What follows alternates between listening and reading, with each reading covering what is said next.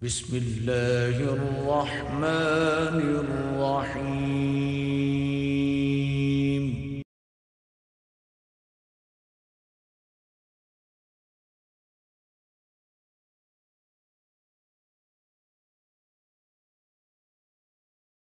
الحمدللہ رب العالمین والصلاة والسلام علی سید الانبیاء والمرسلین، اما بعد، اعوذ باللہ من الشیطان الرجیم، بسم اللہ الرحمن الرحیم۔ یا ایہا الناس کلوا مما فی الارض حلالا طیبا ولا تتبعوا خطوات الشیطان انہ لکم عدو مبین، صدق اللہ العظیم۔ اللہم صلی علی محمد وعلی آل محمد وبارک وسلم۔ رب اشرح لی صدری ویسر لی امری واحلل عقدۃ من لسانی یفقہوا قولی واجعل لی وزیرا من اہلی آمین یا رب العالمین۔ ناظرین کرام، السلام علیکم ورحمۃ اللہ وبرکاتہ۔ پروگرام بصیرت القرآن میں خوش آمدید۔ آج الحمدللہ 44واں پروگرام آپ کی خدمت میں پیش کر رہے ہیں، اور انشاءاللہ آج ہم سورۃ البقرہ آیات 168 تا 172 کا مطالعہ کریں گے۔ قاری صاحب نے قرآن حکیم کی تلاوت فرما کر الحمدللہ پروگرام کا باقاعدہ آغاز فرما دیا ہے، اور ہمارے ساتھ ہمیشہ کی طرح ہمارے نوجوان ساتھی قرآن اکیڈمی سے منسلک بھی ہیں، موجود ہیں۔ آئیے ان کو خوش آمدید کہتے ہیں۔ السلام علیکم ورحمۃ اللہ وبرکاتہ۔ وعلیکم السلام ورحمۃ اللہ وبرکاتہ۔ کیسے مزاج ہیں آپ لوگوں کے؟ الحمدللہ، ماشاءاللہ۔ جی ناظرین کرام، سب سے پہلے ہم سب کی یاد دہانی کے لیے ایک پیارا فرمان نبی پاک صلی اللہ علیہ وسلم کا، آئیے قرآن سیکھیں، اس حوالے سے آئیے آج کا مبارک فرمان سمجھتے ہیں۔ نبی اکرم صلی اللہ علیہ وسلم نے ارشاد فرمایا، جو قرآن کریم کو چھوڑ کر کہیں اور سے ہدایت تلاش کرنے کی کوشش کرے گا تو اللہ تعالیٰ اسے گمراہ کر دے گا۔ اللہ اکبر۔ یہ جامع ترمذی کی ایک طویل حدیث کا ایک جملہ ہے کہ قرآن کو چھوڑ کر اگر کہیں اور سے کوئی ہدایت تلاش کرنے کی کوشش کرے گا تو اللہ تعالیٰ اسے گمراہ کر دے گا۔ یہ نہیں فرمایا کہ اسے ہدایت نہیں ملے گی، بلکہ اللہ تعالیٰ اسے گمراہ فرما دے گا۔ تو قرآن حکیم ہدایت کا اولین ذریعہ ہے۔ اللہ تعالیٰ مزید ہمیں اپنے کلام کو سمجھنے کی اور اس کے تقاضوں پر عمل کرنے کی توفیق عطا فرمائے۔ اور یقیناً ناظرین کرام، ہم اس قرآن کی بات کر رہے ہیں جو اللہ نے نبی کریم علیہ السلام کے ذریعہ عطا کیا، اور جس کی تشریح بھی ہمیں عطا فرمائی ہے نبی اکرم صلی اللہ علیہ وسلم نے، جس کو ہم سنت و حدیث رسول صلی اللہ علیہ وسلم کہتے ہیں۔ آئیے آج کی زیر مطالعہ آیات کا ترجمہ سمجھتے ہیں۔ البقرہ آیات 168 تا 172۔ اللہ تعالیٰ کا ارشاد ہوا، اے لوگو، کھاؤ اس میں سے جو زمین میں ہے حلال اور پاکیزہ چیزیں، اور شیطان کے نقش قدم کی پیروی نہ کرو، بے شک وہ تمہارا کھلا دشمن ہے۔ بے شک وہ تو حکم دیتا ہے تمہیں فقط برائی اور بے حیائی کا، اور یہ حکم دیتا ہے کہ تم کہو اللہ کے بارے میں وہ جو تم جانتے ہی نہیں، اور جب بھی ان سے کہا جاتا ہے کہ پیروی کرو اس کی جو نازل فرمایا ہے اللہ نے، تو کہتے ہیں نہیں، بلکہ ہم تو پیروی کریں گے اس کی جس پر ہم نے پایا اپنے باپ دادا کو، اگرچہ ان کے باپ دادا نہ کچھ سمجھ سکتے ہوں اور نہ ہدایت یافتہ ہوں۔ اور مثال ان کی جنہوں نے کفر کیا ایسی ہے جیسے کوئی بلاتا ہے ان کو جو کچھ نہیں سنتے سوائے چیخ اور پکار کے، وہ بہرے ہیں، گونگے ہیں، اندھے ہیں، سو وہ کچھ نہیں سمجھتے۔ اے ایمان والو، کھاؤ پاک چیزیں جو ہم نے تمہیں دی ہیں، اور شکر ادا کیا کرو اللہ کا اگر تم صرف اسی کی عبادت کرتے ہو۔ ناظرین کرام، یہ ترجمہ آپ نے سماعت فرمایا سورۃ البقرہ آیات 168 تا 172 کا۔ اب حسب معمول سب سے پہلے ربط آیات کو جاننے کی کوشش کرتے ہیں۔ چلیے آج دہرا لیتے، یہ ربط آیات سے کیا مراد ہوتی؟ کون بتائے گا؟ جی عابد۔ ان آیات سے پہلے اور ان آیات کے درمیان، مضامین کے درمیان کیا تعلق ہے سر؟ ماشاءاللہ، آج جو ہم آیات پڑھ رہے ہیں اور گزشتہ آیات جو ہم پڑھ چکے، ان کے درمیان مضامین میں کیا تعلق ہے، کیا لنک ہے، اس کو ہم کہتے ہیں ربط آیات۔ ناظرین کرام، یہ ہم سب کی یاد دہانی کے لیے تھا کہ جو سیگمنٹس یا عنوانات ہمارے اس پروگرام کا حصہ ہے وہ بھی یاد رہے کہ اس سے مراد کیا ہوا کرتی ہے۔ آئیے ربط آیات کو دیکھتے ہیں آج کے پروگرام کے حوالے سے۔ ذکر ہے کہ گزشتہ آیات میں شرکیہ عقائد کی نفی کی گئی تھی، مشرکین کے شرک کی نفی کی گئی تھی۔ اب شرکیہ رسومات، کفریہ اعمال اور حلال و حرام کی تفصیل آ رہی ہے۔ ہمارا دین عقائد کو بھی درست کرنا چاہتا ہے اور اعمال کو بھی۔ پچھلی آیات میں عقائد کے حوالے سے شرکی نفی کی گئی، اب شرکی اعمال، کفریہ اعمال اور حلال و حرام کے حوالے سے تفصیل آئے گی انشاءاللہ تعالی۔ آگے چلتے ہیں ناظرین کرام اور تعارف کو سمجھتے ہیں، یعنی کن موضوعات پر آج گفتگو ہوگی اس نشست میں، آئیے ان کو جانتے ہیں۔ تعارف کے حوالے سے پہلی بات، حلال اور پاکیزہ رزق کھانے کی تلقین، حلال بھی ہو اور پاکیزہ بھی ہو، اس پر بات کریں گے آگے، حلال اور پاکیزہ رزق کھانے کی تلقین۔ دوسری بات، آباء و اجداد کی اندھی پیروی کی نفی، آباء و اجداد کی فورفادرز، ان کی اندھی پیروی کی نفی کی گئی۔ تیسری بات، تعارف کے حوالے سے کھانے کے آداب اور حلال اور حرام کی تمیز کا حکم، اس پر انشاءاللہ تعالی ہم بات کریں گے۔ ناظرین کرام، ربط آیات اور تعارف کے بعد اب چلتے ہیں آیات کے تجزیے کی طرف۔ سورۃ البقرہ آیات 168 تا 172 کا تجزیہ۔ سب سے پہلے البقرہ آیت نمبر 168، پاکیزہ چیزوں کو استعمال کرنے کا حکم، پاکیزہ چیزوں کو استعمال کرنے کا حکم دیا گیا۔ دوسری بات، آیت نمبر 169 169 شیطان کی پیروی سے بچنے پر زور، شیطان کی پیروی سے بچنے پر زور دیا گیا ہے۔ آیت نمبر 170 تجزیے کے اعتبار سے پڑھ رہے ہیں، آباء و اجداد کی اندھی پیروی کی مذمت، آباء و اجداد کی اندھی پیروی کی مذمت۔ آیت نمبر 171 ایسے لوگوں کی مثال جانوروں کی سی ہے، کیسے لوگوں کی؟ جو باپ دادا کی اندھی پیروی کریں، فرمایا کہ وہ جانوروں کی طرح ہیں، بہت سخت مثال دی ہے قرآن نے۔ آخری آیت جو آج ہم سمجھیں گے وہ البقرہ کی آیت نمبر 172 ہوگی، لکھا ہے پاک چیزیں کھانے اور اس پر اللہ کا شکر ادا کرنے کی تلقین۔ یہ ہے وہ پہلو جس کو ہم نے تجزیے کے طور پر سمجھا البقرہ آیات 178 تا 172 کے حوالے سے۔ ناظرین کرام، الحمدللہ ربط آیات، تعارف اور آیات کا تجزیہ مکمل ہوا۔ اس کے بعد ہم کیا کرتے ہیں؟ اور ماشاءاللہ آیات کا ترجمہ سمجھتے ہیں اور آیات کی تشریح سمجھتے ہیں۔ چلتے ہیں ناظرین کرام اپنی ترتیب کے مطابق، اور سب سے پہلے سورۃ البقرہ آیت نمبر 168، اس کا متن بھی پڑھیں گے، پھر ترجمہ اور اس کی تشریح آپ کی خدمت میں پیش کی جائے گی۔ اللہ تعالیٰ کا ارشاد ہوا، یا ایھا الناس کلوا مما فی الارض حلالا طیبا ولا تتبعوا خطوات الشیطان انہ لکم عدو مبین۔ ترجمہ، سورۃ البقرہ آیت نمبر 168، ارشاد ہوا، اے لوگو کھاؤ اس میں سے جو زمین میں ہے حلال اور پاکیزہ چیزیں، اور شیطان کے نقش قدم کی پیروی نہ کرو، بے شک وہ تمہارا کھلا دشمن ہے۔ آئیے سورۃ البقرہ آیت 168 کی تشریح کو سمجھتے ہیں۔ پہلی بات، حلال اور حرام ہونا اللہ اور اس کے رسول صلی اللہ علیہ وسلم کے حکم کے تابع ہے۔ یہ اصل بات، ہماری عقل فیصلہ کن شے نہیں ہے، بلکہ شریعت کا مدار اللہ اور اللہ کے رسول کے حکم پر ہے صلی اللہ علیہ وسلم۔ تو اللہ تعالیٰ اور اللہ کے رسول صلی اللہ علیہ وسلم یہ فیصلہ کریں گے کہ کیا حلال اور کیا حرام، پہلی بات۔ دوسری بات، کسی شے سے استفادے کی دو شرائط، استفادہ مشکل لفظ ہے، اس کے معنی کون بتائے گا آپ میں سے؟ فائدے سے استفادہ، فائدے سے، ماشاءاللہ، فائدہ اٹھانا، استفادہ مطلب فائدہ اٹھانا۔ کسی شے سے استفادے کی دو شرائط ہیں، نمبر 1 حلال ہونا اور نمبر 2 طیب ہونا۔ کتنی باتیں؟ دو، حلال بھی ہو اور طیب بھی ہو، سمجھتے ہیں انشاءاللہ۔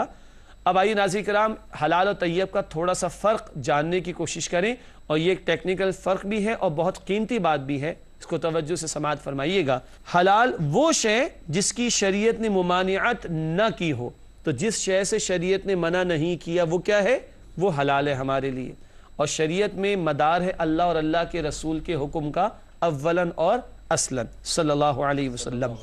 حلال کے بعد دوسری شرط کیا ہے جی؟ طیب۔ طیب۔ آئیے طیب کا مفہوم سمجھیں۔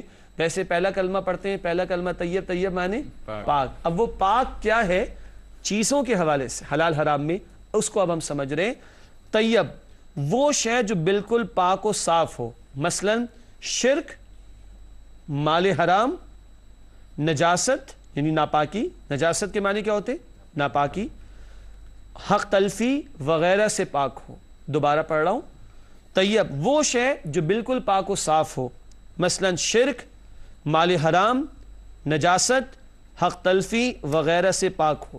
بھائی ایک آدمی بکرے کا گوشت کھاتا ہے تو بکرے کا گوشت کھانا کیسا ہے؟ حلال، مگر ذبح غلط طریقے پر کیا ہو تو صحیح ہوگا؟ نہیں۔ اچھا ذبح صحیح طریقے پر کیا لیکن جو رقم تھی وہ چرا کر لایا تھا تو گڑبڑ ہو گئی نا، صحیح ہے؟ بکرے کا گوشت تو کھا رہا ہے مگر اس کے ساتھ گندگی لگ گئی ہے تو یہ پاک تو نہ رہا۔ اسی طرح کسی کے پیسے چرا کر بکرا خریدا، کیسا ہے؟ صحیح ہے؟ غلط ہے نا؟ تو یہ 4 مثالیں ہو گئیں، شرک، مال حرام، نجاست، حق تلفی وغیرہ، اور بھی تفصیلات ہیں، وغیرہ سے پاک ہو۔ تو جو چیز ہم استعمال کریں وہ حلال بھی ہو اور اس کو کیا ہونا چاہیے؟ پاک بھی ہو، شرک کی آمیزش نہ ہو، مال حرام شامل نہ ہو جائے، گندگی اس میں نہ لگ جائے، حق تلفی اس میں شامل نہ ہو جائے۔ تو جو ہم استعمال کریں وہ حلال بھی ہونا چاہیے اور طیب بھی ہونا چاہیے۔ ناظرین کرام، امید ہے بات واضح ہو چکی ہوگی۔ شیطان کے بارے میں کہا وہ تمہارا کون ہے؟ کھلا دشمن ہے۔ ماشاءاللہ، دشمن نہیں ہے بلکہ کھلا دشمن ہے۔ آگے لکھا ہے دشمنی کی وجہ سے شیطان حلال کو حرام اور حرام کو حلال کر کے دکھاتا ہے۔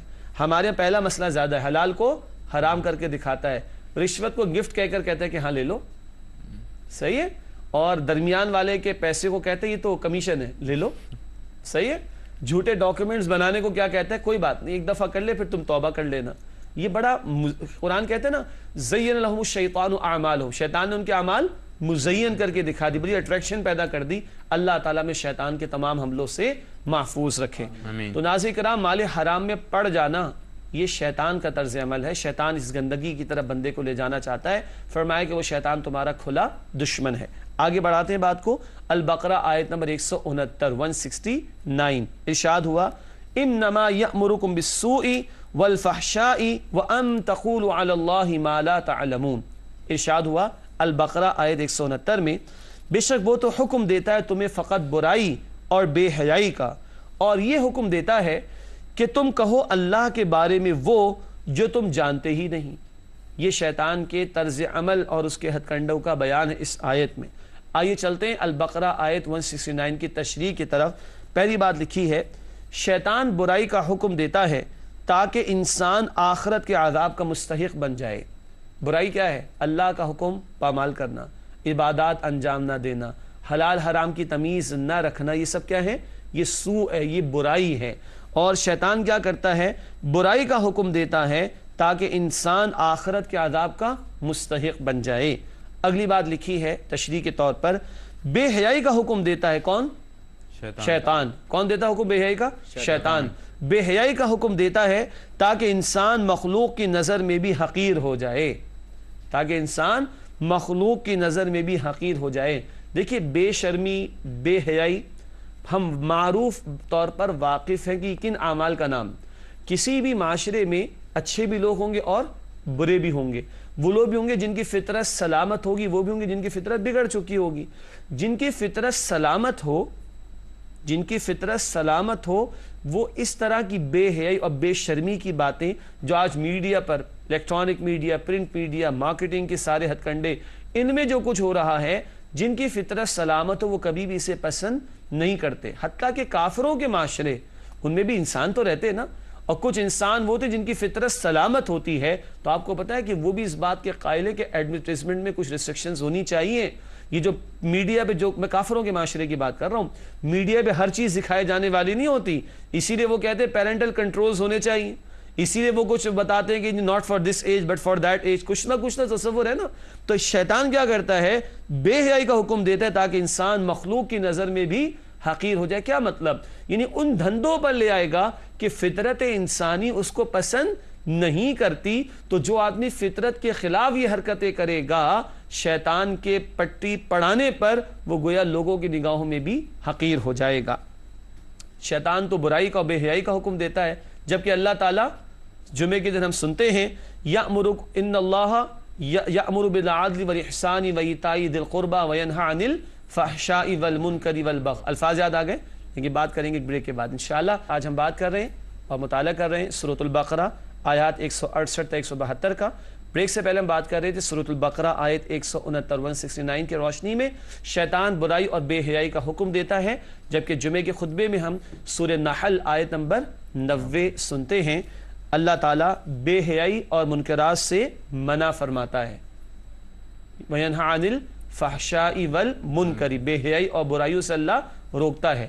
تو بات واضح ہے، اب آدمی طے کر لے، ہم اور آپ طے کر لیں کہ انسانوں نے، ہم نے شیطان کی بات ماننی ہے یا رحمان کی بات ماننی ہے. Simple is that. آخری بات اس آیت کی تشریح میں ہے، سو کا تعلق اعمال سے ہے.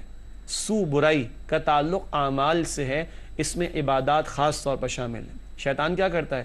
نیت میں بگاڑ پیدا کرتا ہے، اور بندہ نماز ہو، زکوٰۃ ہو، روزہ ہو، حج ہو، کس کے لیے کر رہا ہوتا ہے؟ لوگوں کو دکھانے کے لیے. سو کا تعلق اعمال سے، جبکہ فحشاء کا تعلق اخلاق سے ہے. یعنی سو کا معاملہ وہ عبادات کے حوالے سے زیادہ ہوتا ہے، اور بے حیائی کا پہلو یہ بندوں سے متعلق زیادہ ہے، جس کے بارے میں عرض کر رہا تھا بریک سے پہلے کہ فطرت انسانی میں شرم و حیا کا عنصر موجود ہے. کون سا واقعہ یاد آتا ہے جس واقعے میں ہمیں شرم و حیا سکھائی گئی؟ سب سے پہلے نبی کون تھے؟ حضرت آدم علیہ السلام. کون سا واقعہ یاد آیا؟ آدم و حوا کا واقعہ علیہ السلام، کہ جس سے ہمیں بتایا گیا کہ انسان کی فطرت میں حیا کا عنصر، شرم کا عنصر موجود ہے. تو سو کا تعلق اعمال سے، جبکہ فحشاء کا تعلق اخلاق سے ہے. ناظرین کرام، چلتے ہیں سورۃ البقرہ آیت نمبر 170 کے مطالعے کی طرف. اللہ تعالیٰ نے ارشاد فرمایا، وَإِذَا قِيلَ لَهُمُ اتَّبِعُوا مَا أَنزَلَ اللَّهُ قَالُوا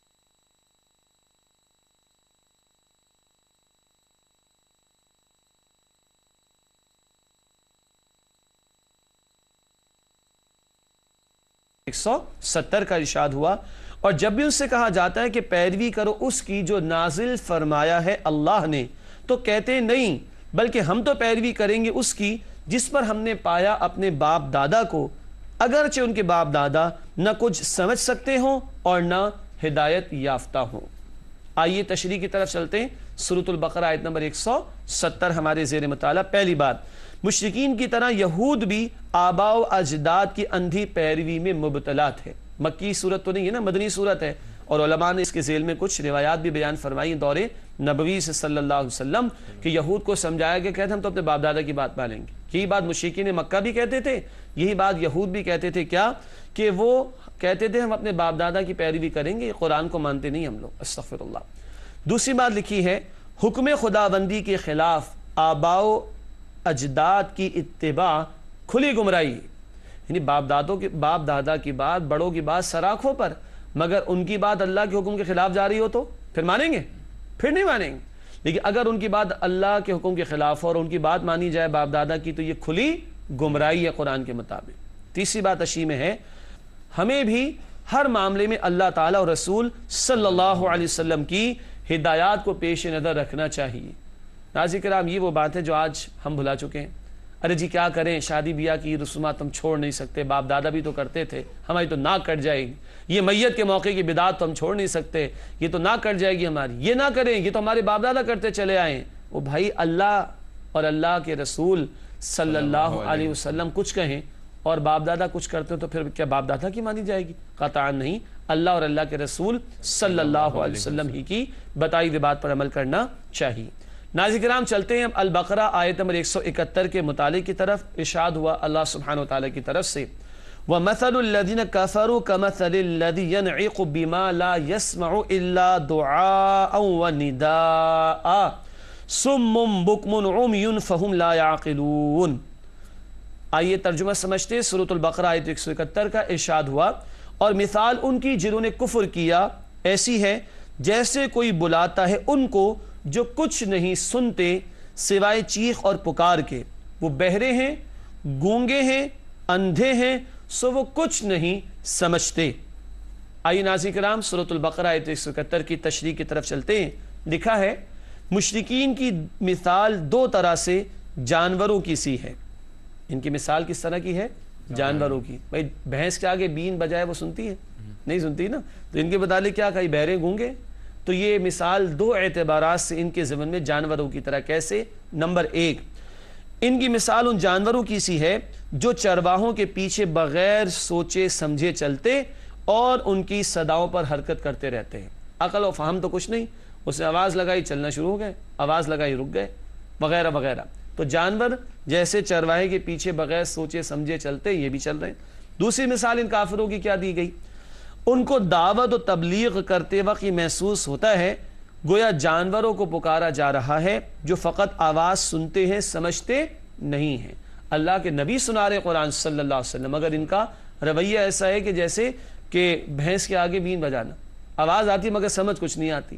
اسی طرح ان کا معاملہ ہے کہ بس جانوروں کو جیسے پکارا جاتا ہے، ان کو پکارا جا رہا ہے مگر نہ یہ سنتے ہیں نہ سمجھنے کی استطاعت رکھتے ہیں۔ آگے بڑھتے ہیں ناظرین کرام، سورۃ البقرہ کی آیت نمبر 172 کا مطالعہ، جو آج کے مطالعے کے اعتبار سے آخری آیت ہے۔ ارشاد ہوا اللہ تعالیٰ کی طرف سے، یا ایھا الذین آمنوا کلوا من طیبات ما رزقناکم واشکروا للہ ان کنتم ایاہ تعبدون۔ ترجمہ سورۃ البقرہ آیت 172 کا ارشاد ہوا، اے ایمان والو کھاؤ پاک چیزیں جو ہم نے تمہیں دی ہیں اور شکر ادا کیا کرو اللہ کا اگر تم صرف اسی کی عبادت کرتے ہو۔ سورۃ البقرہ آیت 172 ہے۔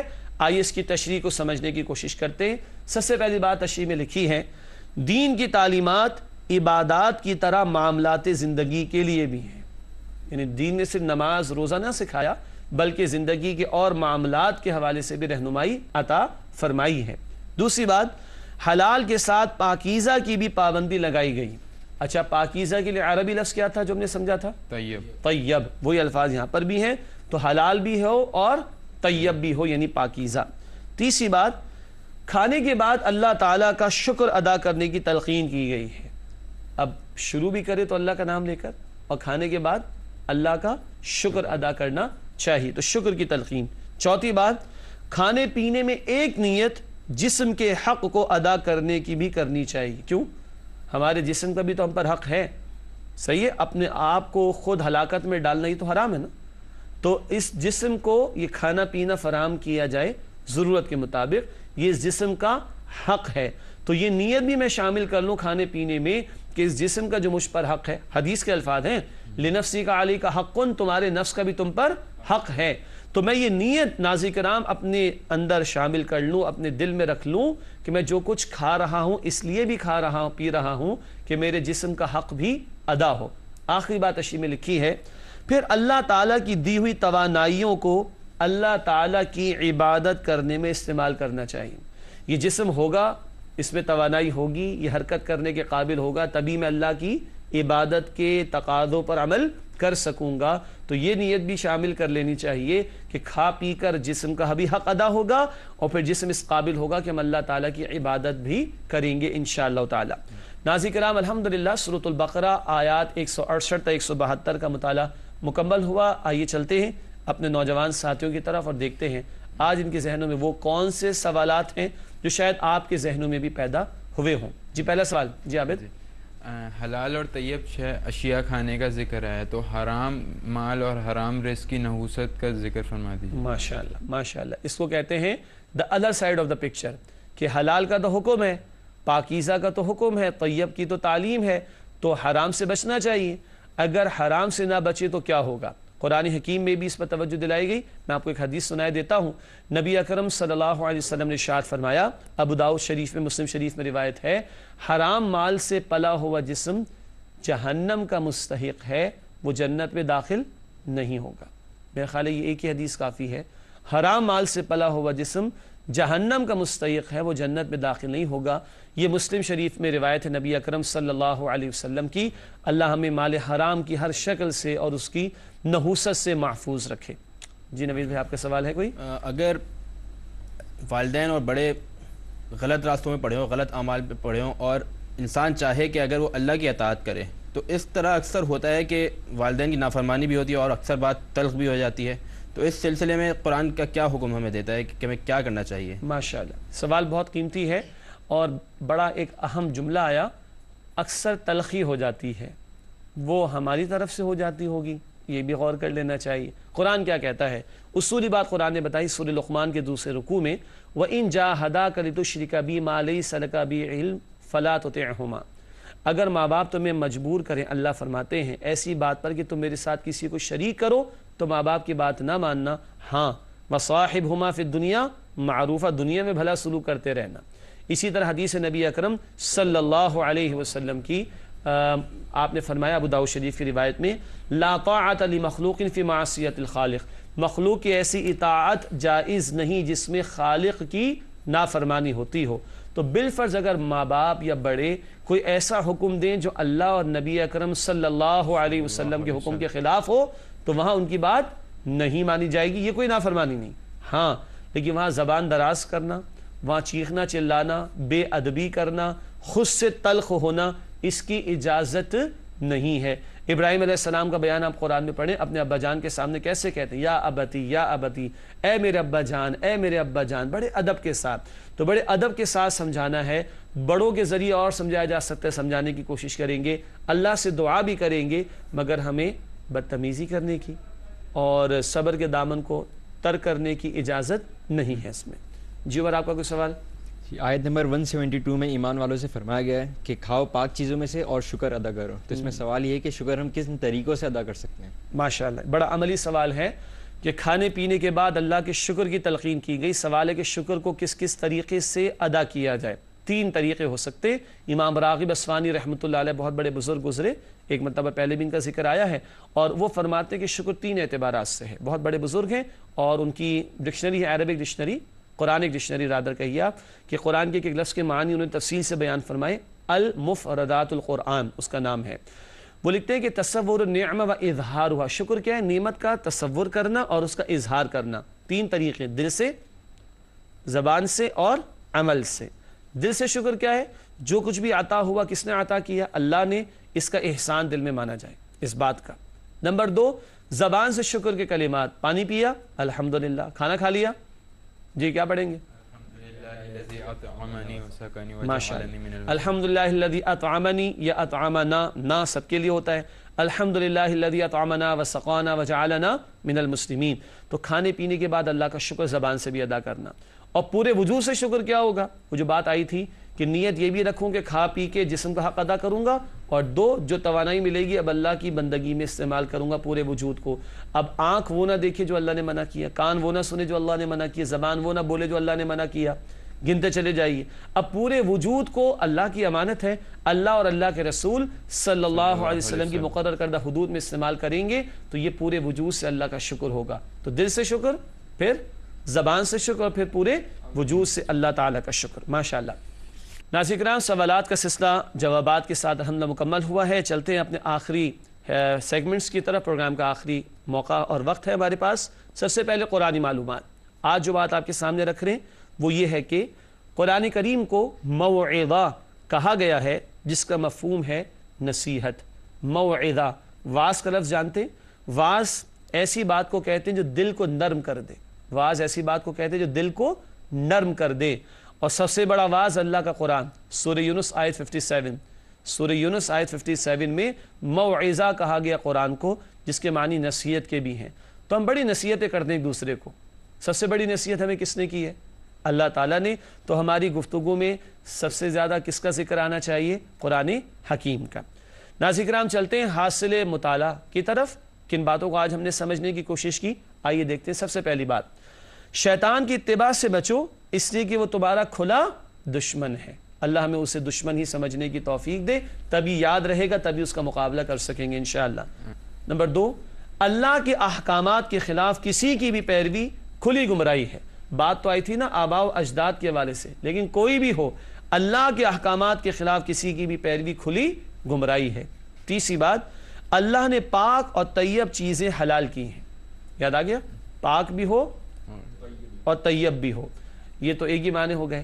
ہم نے سمجھا تھا حلال بھی ہو اور طیب بھی ہو، اور طیب کے معنی پاک کے ہوتے ہیں، اور ہم نے تفصیل جاننے کی کوشش کی، شرک سے، مال حرام سے، نجاست سے، حق تلفی وغیرہ سے پاک ہو۔ تو اللہ نے پاک اور طیب چیزیں حلال کی ہیں، طیب کی قید حلال کے ساتھ لگائی گئی ہے۔ آخری بات ہے حاصل مطالعہ میں، کھانے کے بعد اللہ کا شکر ادا کرنا چاہیے۔ اللہ مجھے اور آپ کو اس کی توفیق عطا فرمائے، آمین۔ آئیے ناظرین کرام، جائزہ لیتے ہیں۔ جائزہ، ہم اور آپ کہاں کھڑے ہیں، اس حوالے سے چند سوالات۔ پہلی بات لکھی ہے، کیا ہم شیطان کو اپنا دشمن سمجھ کر اس کے حملوں سے بچنے کی کوشش کرتے ہیں؟ یاد بھی رہتا ہے کہ نہیں؟ ہمارے تو بڑے خوبصورت سے پیارے سے بچوں کو لوگ کیا کہتے ہیں؟ بڑے ہی شیطان ہے، استغفر اللہ۔ اب پیارے سے بچوں کو شیطان کہیں گے تو وہ شیطان جو دشمن وہ یاد رہے گا؟ سوال ہی پیدا نہیں ہوتا۔ تو ہمیں شعوری طور پر اس سے بچنے کی کوشش کرنی۔ دوسری بات، دوسرا سوال، کیا ہم اپنے آباء و اجداد اور خاندانی رسومات کو اللہ کے احکامات پر ترجیح تو نہیں دیتے؟ کیا کری جی، نہ کٹ جائے گی، برادری کیا کہے گی؟ نہیں، اللہ کا حکم اوپر رہے گا، باقی باتیں نیچے رہیں گی۔ تیسرا سوال، کیا ہم کھاتے پیتے ہوئے یہ سوچتے ہیں کہ یہ لقمہ حلال کا ہے یا حرام کا. حرام چلا جا رہا ہے پیٹ میں تو جہنم کا مستحق ہوگا ایسا جسم. اللہ ہمیں مال حرام سے محفوظ رکھے. آخری سوال جائزے کے طور پر, کہیں ہم اللہ کی حلال کی ہوئی اشیاء کو اپنے اوپر حرام تو نہیں کر لیتے؟ جیسے بعض ایسے صوفی جن کا شریعت سے کوئی تعلق نہیں خواہ کچھ حلال چیز اپنے اوپر حرام کر لیتے, یہ جائز نہیں. حرام کو حلال کرنا بھی جائز نہیں اور حلال کو اپنے اوپر حرام کرنا بھی درست نہیں ہے. ناظرین کرام, آخری دو باتیں. گزشتہ سوال کا جواب. گزشتہ سوال ہم نے آپ کے سامنے رکھا تھا غزوہ خندق, اس کا دوسرا نام کیا ہے؟ غزوہ احزاب. ماشاءاللہ, غزوہ احزاب. غزوہ خندق یعنی غزوہ احزاب پر تبصرہ کس صورت میں آیا ہے؟ درست جواب ہے سورۃ الاحزاب میں, وہاں ذکر آتا ہے غزوہ خندق کا تفصیل سے. آج کا سوال نوٹ کر لیجئے. آج کا سوال ہے صلح حدیبیہ کا تذکرہ کس صورت میں آیا ہے؟ انشاءاللہ کل یعنی اگلے پروگرام میں اس کا جواب پیش کریں گے. آپ تمام ساتھیوں کا بہت شکریہ. جزاکم اللہ خیرن کثیرہ. ناظرین کرام, اسی کے ساتھ پروگرام کا وہ مکمل ہوا ہے. وآخر دعوانا ان الحمد للہ رب العالمین. والسلام علیکم ورحمۃ اللہ وبرکاتہ.